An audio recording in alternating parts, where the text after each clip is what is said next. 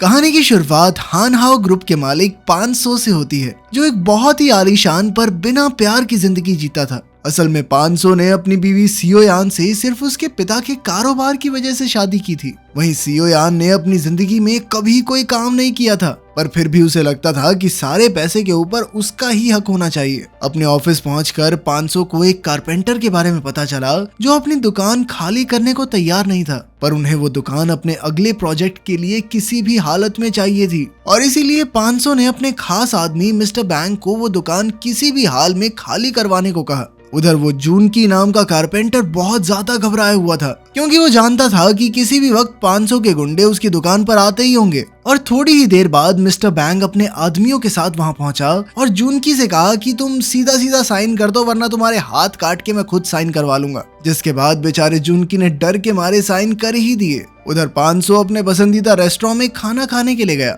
जहां ठीक उसके बगल में डोंग ह्यून नाम का एक लड़का भी खाना खा रहा था। पर जैसे ही डोंग ह्यून पैसे देने के लिए आगे बढ़ा, तो उसे याद आया कि वो तो अपना पर्स घर पर ही भूल आया है। पर उस रेस्टोरेंट के मालिक ने डोंग ह्यून पर गुस्सा करने की बजाय उसे बताया कि आज उसका खाने का बिल 500 दे देगा। ये बात सुनकर 500 को थोड़ा अजीब तो लगा, पर उसने फिर भी लड़के का बिल भर दिया। जिसके बाद उस औरत ने 500 को वादा किया कि बहुत ही जल्द उसे अपने इस अच्छे काम का तोहफा मिलेगा। थोड़ी ही देर बाद डोंग ह्यून एक इमारत के कोने पर चढ़कर एक जूते को निकालने की कोशिश में लगा हुआ था। और जैसे ही वो उस जूते के पास पहुंचा, तो अचानक से उसका पैर फिसल गया और वो सीधा नीचे खड़े 500 के ऊपर आकर गिर गया। कुछ देर बाद जब 500 की आंख खुली, तो एक नर्स ने उसे बच्चा कहकर बुलाया, जो 500 के लिए काफी अजीब था। और जैसे ही वो अपने कमरे से बाहर निकला, तो उसकी नजर दूसरे बिस्तर पर पड़े अपने शरीर पर पड़ी, जिसे देखकर वो हैरान हो गया। पर इससे पहले कि वो कुछ समझ पाता, कारपेंटर जूनकी ने उसे अपना बेटा बताते हुए गले लगा लिया। 500 को कुछ भी समझ नहीं आ रहा था, और जैसे ही उसने अपने आप को शीशे में देखा,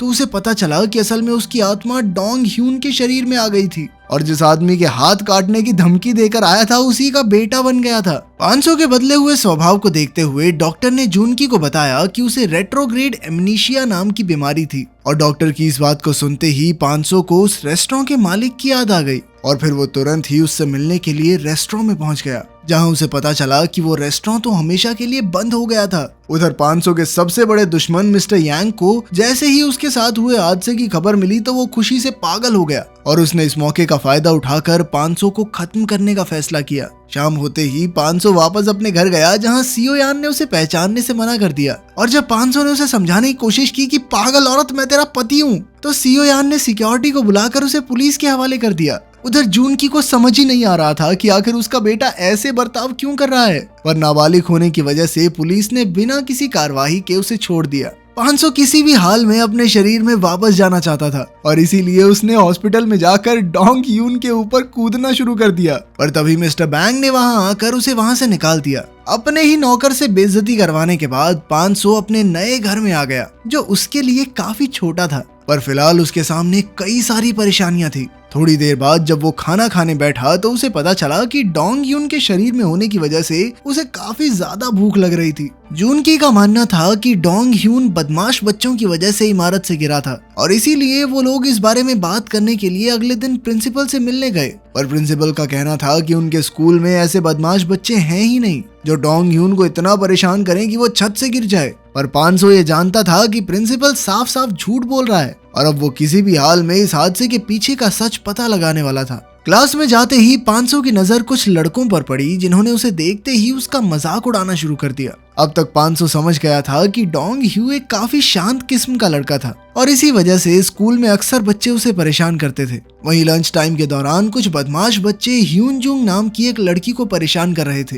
ये देखते ही 500 ने उन बच्चों को रोकने की कोशिश की, जिसके चलते उन बदमाश बच्चों के लीडर टाई वूक ने 500 से ही बहस करना शुरू कर दिया। पर बात आगे बढ़ने से पहले ही उनकी क्लास टीचर वहां आ गई, जिस वजह से टाई वूक को पीछे हटना पड़ा। पर स्कूल की छुट्टी के बाद टाई वूक और उसके साथियों ने एक बार फिर 500 से लड़ने की कोशिश की, पर इस बार 500 ने उन सभी को थप्पड़ मार मार के साइड कर दिया। उसी दिन टाई वूक और उसके साथी बाथरूम में एक और बच्चे को परेशान कर रहे थे कि तभी 500 वहां आ गया, और उसे अपने सामने देखकर टाई वूक और उसके साथी इतना ज्यादा डर गए कि 500 एक दिन के लिए टाई वूक का फोन ही अपने साथ ले गया। घर पहुंचकर 500 की नजर उस फोन की एक वीडियो पर पड़ी, जिसमें टाई वूक और उसके साथियों ने डोंग ह्यू को हराकर दीवार पर चढ़ने को कहा, जहाँ से वो सीधा 500 के ऊपर गिरा। अगली सुबह टाइवुक का लीडर उसे अपना फोन 500 को देने के लिए पीट ही रहा था कि तभी 500 ने वहां पहुंचकर उस लीडर को बड़े ही प्यार से आगे से किसी को ना परेशान करने को कहा। 500 के पास उसकी वीडियो थी, जिस वजह से उस लीडर को चुपचाप उसकी बात माननी भी पड़ी। उधर 500 की बीवी सियोयान ने अपने पति की इस हालत का फायदा उठाकर जवान लड़कों के साथ रिश्ते बनाना शुरू कर दिया और जल्द ही ये बात 500 के सबसे बड़े दुश्मन मिस्टर यांग तक भी पहुंच गई, जिसके बाद उसने सियोयान के साथ मिलकर 500 को बर्बाद करने का एक प्लान बनाया। उसी रात 500 हॉस्पिटल में मिस्टर बैंक से मिलने के लिए पहुंचा, जहां काफी देर तक कोशिश करने के बाद उसने मिस्टर बैंक को सारी सच्चाई बता ही दी। अगले दिन स्कूल के बाद 500 गलती से ह्यूनजुंग से टकरा गया, जिस वजह से ह्यूनजुंग का टेडी बेयर नीचे गिर गया और जब 500 उसे लौटाने के लिए उसके पीछे गया तो उसकी नजर ह्यूनजुंग की मां मी सून पर पड़ी, जिसे देखते ही वो हैरान रह गया। असल में मी सून 500 का पहला प्यार था, जिसे उसने सियोयान के लिए छोड़ दिया था और उसे देखते ही 500 ने मिसून को उसके पहले नाम से बुलाया, जिसे सुनकर मिसून काफी हैरान थी। वहां से निकलने के बाद 500 को मिसून के साथ बिताए हुए सभी पल याद आने लगे और अगली बार जब वो ह्यूनजुंग से मिला तो 500 ने उसके सर से कुछ बाल डीएनए टेस्ट के लिए निकाल लिए, जिसके बाद उसे पता चला कि असल में ह्यूनजुंग उसकी ही बेटी थी। ये पता चलते ही वो सीधा मिसून से मिलने के लिए गया, जहां उसने मिसून से उसकी जिंदगी के बारे में पूछा और उसका ये सवाल सुनते ही मिसून ने उसे रोते हुए बताया कि कैसे उसने अकेले ही ह्यूनजुंग को बड़ा किया था, क्योंकि उसका पति तो उन्हें छोड़कर चला गया। उधर सियोयान अपने पिता के पास कुछ झूठी रिपोर्ट्स लेकर पहुंची, जिनके मुताबिक 500 कंपनी के पैसों का गलत इस्तेमाल कर रहा था, पर असल में तो वो ये काम मिस्टर यांग के कहने पर कर रही थी। सियोयान के पिता को उस पर पूरा भरोसा था और इसीलिए उन्होंने 500 के कोमा से बाहर निकलते ही उसे कंपनी से बाहर निकालने का फैसला कर लिया। उधर 500 ने अपनी बेटी के साथ ज्यादा समय बिताने के लिए एक जिम ज्वाइन कर लिया, जहां ह्यूनजुंग पहले से ही आती थी। शुरुआत में तो ह्यूनजुंग को उस पर शक हुआ, पर जैसे ही वो वहां से जाने लगी तभी मिस्टर बैंग ने ट्रेनर बनकर उसे रोक लिया, जिसके बाद अगले कई दिनों तक वो दोनों एक साथ मेहनत करते रहे और जल्द ही 500 ने भी अपना वजन कम कर लिया। उसके इस नए रूप को देखकर तो स्कूल में सभी लोग हैरान थे। तभी एक दिन लंच टाइम में एक बार फिर कुछ लड़कियों ने ह्यूनजुंग को रोकने की कोशिश की, पर इस बार वो पूरी तरह से तैयार थी और उसने बड़ी ही आसानी से उन्हें सबक सिखा दिया। उसी शाम 500 एक बार फिर से मिसून के रेस्टोरेंट में गया, जहां खाना खाते वक्त मिसून ने उसे अपने पुराने आशिक के बारे में बताया, जिसे वो जान से मारना चाहती थी और उसकी ये बात सुनते ही 500 समझ गया कि वो उसके बारे में ही बात कर रही थी। उधर मिसून एक कस्टमर को खाना दे ही रही थी कि तभी उस कस्टमर ने उसके साथ बदतमीजी करनी शुरू कर दी, जिसे देखकर 500 को बहुत ज्यादा गुस्सा आया और उसने मिसून को अंदर भेजकर कस्टमर को पीटना शुरू कर दिया। उसके इस बर्ताव को देखकर मिसून को कुछ समझ नहीं आ रहा था, जिसके बाद आखिरकार 500 ने उसे पूरी बात समझाई। मिसून को पहले तो उसकी बात पर विश्वास ही नहीं हुआ, पर फिर कई सारे सवालों के बाद उसे यकीन हो गया कि 500 एकदम सच बोल रहा है और उसकी सच्चाई का पता चलते ही मिसून ने उसे ठीक वैसे ही वहां से चले जाने को कहा जैसे वो कई साल पहले गया था। अगले दिन स्कूल में मिन हो नाम के एक लड़के ने ह्यूनजुंग को अपनी बर्थडे पार्टी में बुलाया, जिसके लिए ह्यूनजुंग तैयार भी हो गई,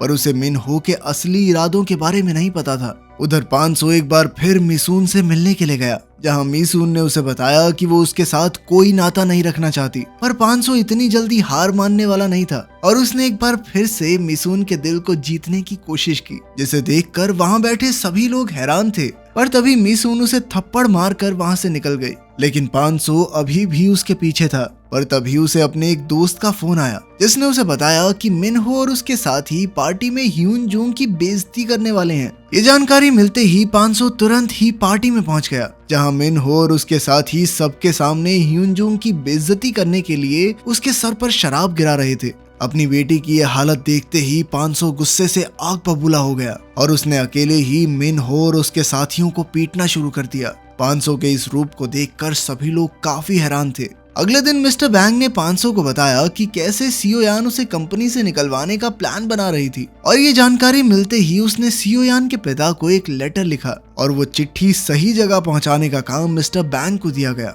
अगले दिन स्कूल की एक लड़की ने 500 को घूमने जाने के लिए पूछा, जिसके लिए 500 ने साफ इनकार कर दिया। पर तभी ह्यूनजुंग ने भी उससे यही सवाल किया, जिसे सुनकर 500 काफी हैरान था और उसने ह्यूनजुंग को साफ साफ मना कर दिया। उधर मिसून को भी इस बारे में पता चल गया था और इसीलिए उसने ह्यून जूंग को 500 से दूर रहने को कहा। उसी रात मिस्टर यांग डोंग ह्यून को खत्म करने के लिए हॉस्पिटल में चुपचाप घुस गया और तभी अचानक से डोंग ह्यून होश में आ गया और उसे 500 समझते हुए मिस्टर यांग डर के मारे वहां से भाग गया। होश में आने के बाद डोंग ह्यून ने खुद को एक नए शरीर में देखा और वो तुरंत अपने पिता से मिलने के लिए भागा, जिसने उसे पहचानने से ही मना कर दिया। पर तभी 500 भी वहां पहुंच गया और काफी देर तक डोंग ह्यून और जूनकी को समझाने के बाद उन दोनों को 500 की बात पर भरोसा हो गया, जिसके बाद 500 ने सबसे पहले चीजें सुधारने के लिए डोंग ह्यून की मदद मांगी। जिसके बाद वो दोनों ही मिसून से मिलने के लिए पहुंचे, जहां उन्होंने मिसून को झूठ बोला कि वो दोनों वापस अपने अपने शरीर में आ चुके हैं।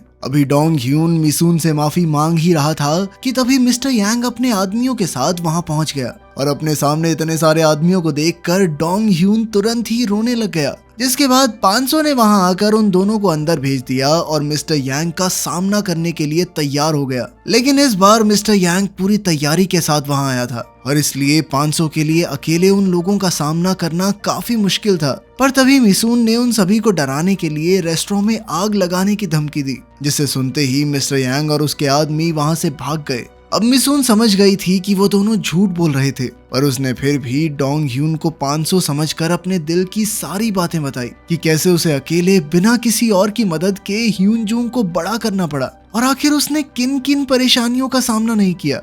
वहीं दूसरी ओर सियो यान के पिता हान को उसके प्लान और अवैध संबंधों के बारे में पता चल गया था और इसलिए उसने सियो यान को अपनी जायदाद से बेदखल कर दिया। साथ ही उसने 500 को जल्द से जल्द मिलने के लिए बुलाया, पर 500 खुद मिस्टर हान के सामने नहीं जा सकता था और इसीलिए उसने डोंग ह्यून के कान में एक चिप लगाकर उसे मिस्टर हान से मिलने के लिए भेजा और डोंग ह्यून के कान में लगी उस चिप ने थोड़ी ही देर तक ठीक काम किया। और जब मिस्टर हान ने 500 से उसके परिवार के बारे में पूछा तो डोंग ह्यून के पास कोई जवाब नहीं था और इसीलिए उसने अपने आप ही जवाब देने शुरू कर दिए, जिसके बाद वो अब अपने परिवार को ज्यादा समय देना चाहता था और इसलिए उसने खुद को हान हो ग्रुप से निकालने का फैसला किया। इधर मिस्टर हान ने भी 500 के फैसले की इज्जत करते हुए उसे जाने की इजाजत दे दी। घर से बाहर निकलते ही 500 ने डोंग ह्यून को गले लगा लिया, पर तभी गुस्से से भरी सियो यान ने उन दोनों को अपनी गाड़ी से टक्कर मार दी, जिसमें 500 को काफी गंभीर चोटें आई और जब वो बिस्तर पर लेटा हुआ था तभी अचानक से डोंग ह्यून भी बेहोश हो गया, जिसके थोड़ी देर बाद 500 को ऑपरेशन के लिए ले जाया गया,